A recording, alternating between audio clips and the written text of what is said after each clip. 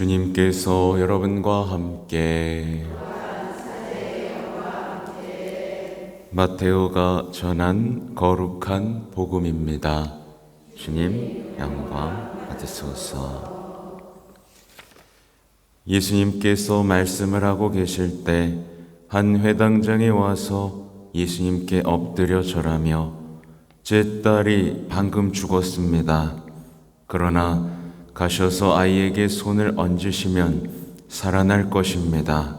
하고 말하였다. 예수님께서는 일어나시어 제자들과 함께 그를 따라가셨다. 그때 12해 동안 혈루증을 앓는 여자가 예수님 뒤로 다가가 그분의 옷자락술에 손을 대었다. 그는 속으로 내가 저분의 옷에 손을 대기만 하여도 구원을 받겠지 하고 생각하였던 것이다. 예수님께서 돌아서시어 그 여자를 보시며 이르셨다. 딸아, 용기를 내어라. 내 믿음이 너를 구원하였다. 바로 그때 그 부인은 구원을 받았다. 예수님께서 회당장의 집에 이르시어 비리를 부는 이들과 소란을 피우는 군중을 보시고 물러들 가거라. 저 소녀는 죽은 것이 아니라 자고 있다. 하고 말씀하셨다. 그들은 예수님을 비웃었다. 군중이 쫓겨난 뒤에 예수님께서 안으로 들어가시어 소녀의 손을 잡으셨다. 그러자 소녀가 일어났다. 그 소문이 그 지방에 두루 퍼졌다. 주님의 말씀입니다.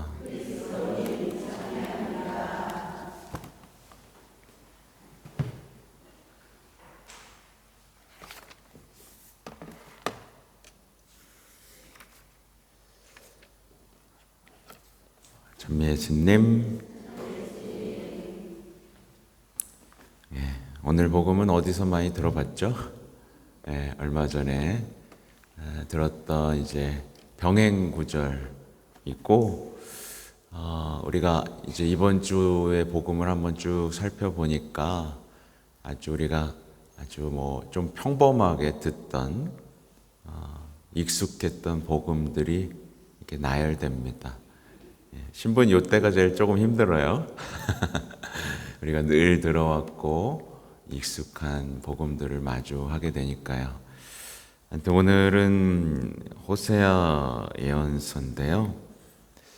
아까 말씀드린 대로 이제 말하자면 이 이스라엘 백성, 하나님께서 당신의 백성이자 당신의 자녀이자 신부로 삼았던 이 이스라엘 백성은 이제 창녀를 찾듯이 이제 거짓 가르침을 추구하기 시작합니다. 그러니까 지금 오늘날의 세상과 비슷하죠. 하느님의 말씀 안에서의 가르침의 뜻을 찾기보다는 어때요? 그냥 포기하고 세상의 가르침을 추구하잖아요. 그죠? 그러니까 이들은, 이스라엘 백성은 자신들의 모든 관심, 그러니까 몸과 정신을 우상들, 마귀들에게 이렇게 쏟고 있었습니다. 그러니까 놀랍죠. 그러니까 하나님께서는 시간을 창조하신 분이잖아요. 그래서 지금 이 성경 속에 적혀 있는 이 이야기들은 지금을 사는 우리에게도 모두 적용할 수 있는, 늘 새롭게 만날 수 있는 하느님의 말씀입니다. 그래서 이제 이 호세아 예언자는 특이하게도 이제 하느님의 말씀에 따라 이 방탕한 이 창녀와의 혼인을 합니다. 이게 이제 말하자면 하느님과 이스라엘 백성의 결합을 보여주는 거죠. 그러니까 하느님이 지금 어떤 사람을 아내로 맞아들이겠다고 선언하신 거죠. 예, 불륜을 저지른 창녀를 아내로 맞아들이겠다. 굉장히 놀라운 자애죠. 예, 여기 뭐 다 여성분들밖에 없는데 반대로 생각해 볼 수 있죠. 여러분이 신랑을 고르는데 예? 다막 예, 지저분하게 다녔던 남자를 남편으로 받아들일 수 있겠습니까, 여러분? 있어요, 없어요? 하고 싶어요, 하고 싶지 않아요? 싫죠? 끔찍하죠? 막, 그죠? 혹시라도 감추고 결혼했는데 그거 알게 되면 여러분 어떻겠어요? 끔찍하죠, 그죠? 근데 그걸 참아내시는 겁니다, 하느님은요.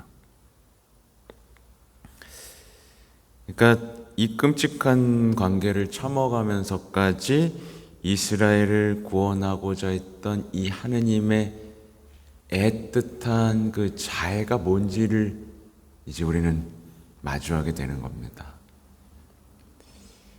그러니까 하느님께서는 이 구원하시기 위해서 이 모든 죄의 결과들을 당신이 감내하시는 거예요. 똑같죠? 이 하느님이 지금 우리가 눈으로 보고 있는 예수님입니다. 사랑하기 위해서 우리의 죄를 다 짊어지시는 거예요. 감내하시는 겁니다. 우리와 똑같은 사람이 되시고 감내하시는 거예요. 근데 이런 예수님을 이제 우리는 못 알아볼 지경에 이르렀죠.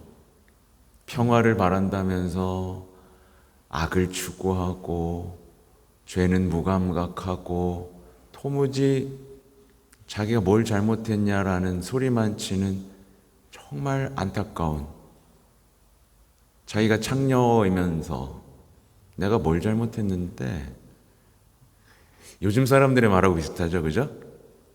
요즘 사람들이 이제 영화 같은 데 보면 그러잖아요. 그냥 여러 최근도 아니죠. 화제가 됐던 단편 소설이자 영화로 된 게 내 아내가 결혼했다. 그냥 왜 그래요? 행복하고 싶어서. 말이 돼야 안 돼요. 요즘에 이제 불륜을 저지르고, 그죠? 일탈을 하면서도 당당하죠? 너가 날 행복하게 안 해줘서 나 행복 찾은 거야. 뭐 이런 얘기를 하잖아요. 얼마나 뻔뻔스러워요, 그죠? 이런 짓을 지금 하나님한테 하고 있다라는 거. 내가 행복하려고 그랬어. 굉장히 당당해진 우리 시대의 어떤 뻔뻔함, 그 사악함을 드러냅니다. 이제 부부한테 미안해하지 않아요. 하나도 안 미안해. 아무튼 하나님께서는 낙인을 찍기보단 가까이 하십니다. 그러니까 우리의 삶이 고통스러운 이유는 사실은 우리의 배신 때문이에요.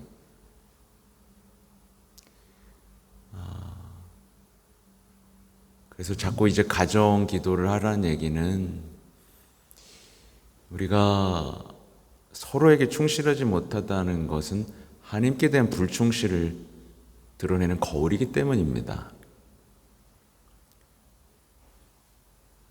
우리가 신랑이신 분을 떠나서 뭐 핑계댈 필요도 없죠. 창녀 얘기를 걸은 거예요. 영적인 불륜, 간통, 음탕, 부패, 타락의 길 안에 있고 믿지 않고 찬미하지 않고 의지하지 않고 사랑하지 않으면서도 그냥 예수님 저 사랑하시죠? 라는 말만 반복하는 이 끔찍한 우리 영혼의 상태. 이 친밀한 사랑은 거부하고 욕망과 어떤 사악한 열정에만 이끌리는 이 현대인의 영혼의 상태. 그래서 이제 많은 그리스도인들이 사실은 보통 겪고 있는 고통은 자신이 사랑한 세상 때문에 겪는 고통입니다. 그렇죠? 좀 더 가지려다가 사기당하고 고통당하고 보통 자기 탓 때문에 겪는 고통이에요. 근데 사랑해가지고 고통스러우면 우리는 보통 어떻게 되죠? 그러니까 너무 당연한 얘기를 지금 또 해드리는 거예요. 어쨌든 성경에는 여성이 비유가 되니까 어떤 여성이 좋은 남편하고 결혼했어요. 근데 너무 지루해. 그래서 바람이 났어. 근데 이 바람난 남자 때문에 불행해졌어요. 그러면 당연히 뭐가 생각나죠? 전 남편이 생각나겠죠. 돌아가고 싶겠죠. 그가 얼마나 사랑했고 잘 참고 친절했는지를 떠올리겠죠. 그죠? 근데 안 돌아간다는 거예요, 지금. 오늘 보시면 참 눈물 나는 고백이죠. 나는 너를 영원히 아내로 삼으리라.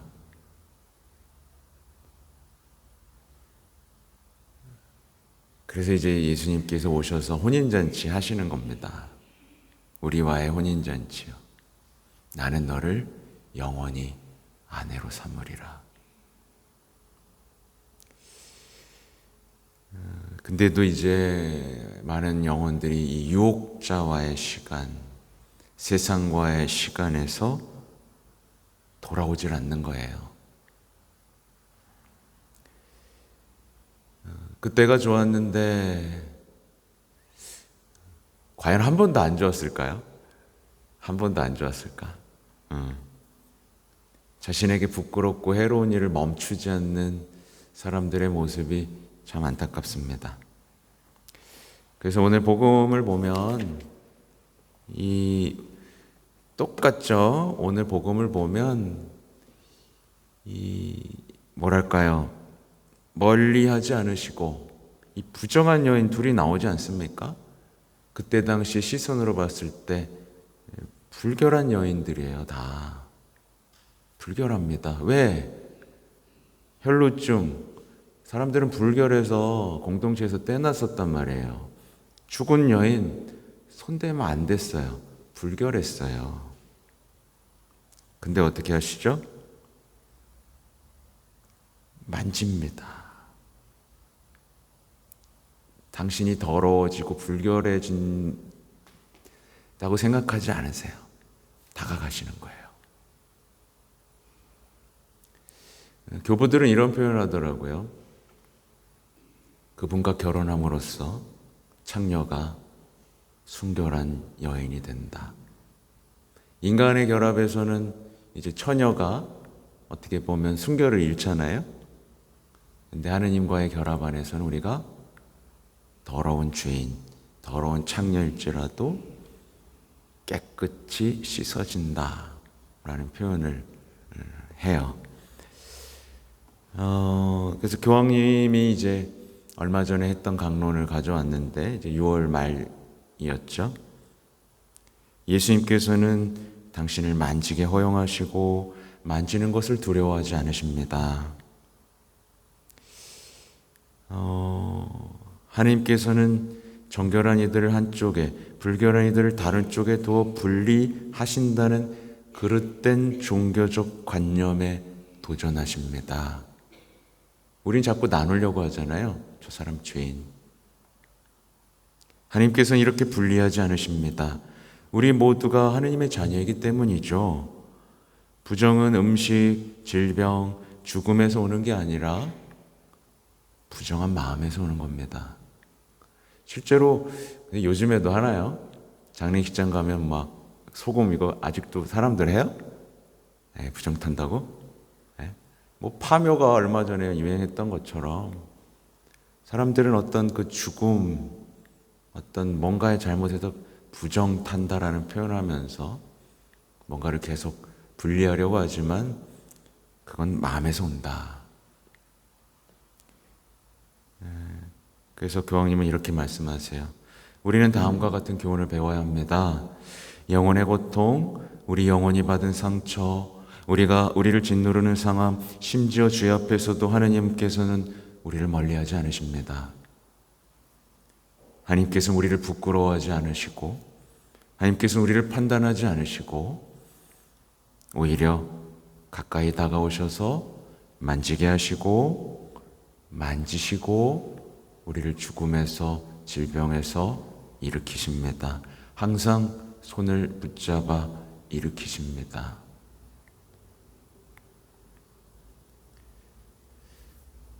그리고 이런 표현하세요. 그렇다, 이렇게 말씀하신다 그래요. 그렇다, 내가 너를 구원하기 위해 모든 죄의 결과를 감내한다. 괜찮다. 말하자면 우리도 그렇잖아요. 어떤 아이가, 여러분의 자녀가 놀이터에서 진흙탕이 됐어요. 그리고 와서 엄마 하고 달려오면 야 더러워 절로 가 이래요? 그러나 봅니다. 안아주신다는 거죠. 안아주신다는 거죠.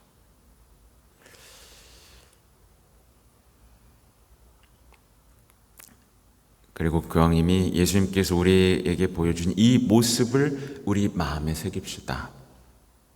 여러분의 손을 잡아 일으키시는 분은 하느님이십니다. 하나님께서는 여러분의 고통이 당신을 만질 수 있게 하시고, 그분 또한 여러분을 만져 낫게 하시고 다시 생명을 주십니다. 하나님께서는 그 누구도 차별하지 않으십니다. 하나님께서는 모든 이를 사랑하시기 때문입니다. 그러면서 이제 우리에게 질문을 던지십니다. 그렇다면 우리 스스로에게 물어봅시다. 우리는 하느님을 그런 분이시라고 믿는가? 우리는 주님과 주님의 말씀, 주님의 사랑이 우리의 마음을 건드릴 수 있게 하는가? 우리는 형제 자매들에게 손을 내밀어 그들을 일으켜 세우려고 하는가? 아니면 우리의 취향과 선호에 따라 사람들을 멀리하고 낙인을 찍는가?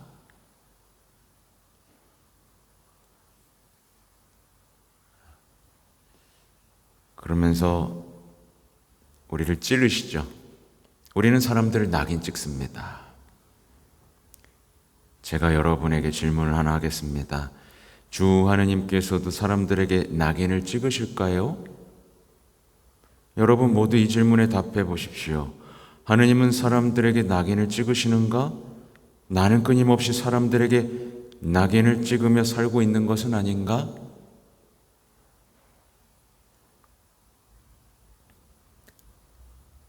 그래서 하느님의 방식과 우리의 방식을 보시라는 얘기예요. 낙인 찍는 게 너무나 당연한 사회가 돼버렸죠.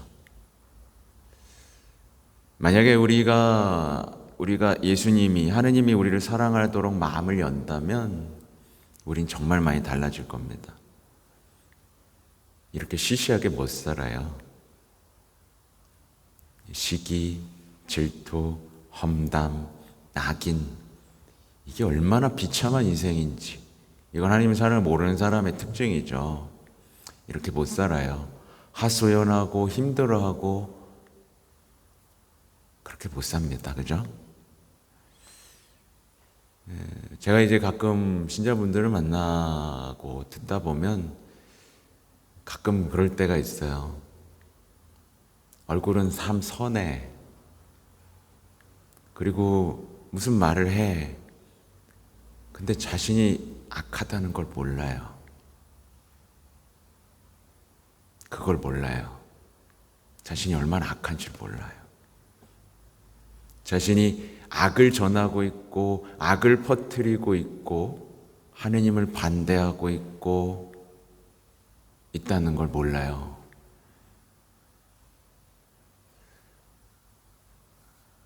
제일 가슴 아픈 일입니다. 정신 차리게 해드리고 싶지만 저는 참고 견딥니다. 제가 이렇게 하면 나동거려질 테니까 참고 기다립니다. 어쩔 수 없죠, 뭐.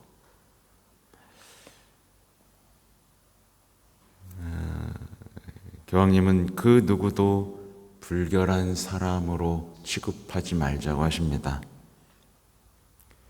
특별한 과거를 가진 모든 이가 낙인이나 편견, 불필요한 수식 없이 존재 자체로 환대받고 사랑받을 수 있도록 하느님의 마음을 바라봅시다. 네. 그 마음을 바라보게 하시기 위해 성모님이 오셨죠? 그 마음을 바라봅시다. 네. 아무튼 낙인 찍지 맙시다. 네. 잘 돌아보시면 좋겠어요. 나는 이런 하나님의 애틋한 사랑인과 닮아 있는지, 낙인 찍고 분리하고 차별하고 미워하는 그런 사람인지 돌아보는 오늘이 되면 좋겠습니다. 아멘.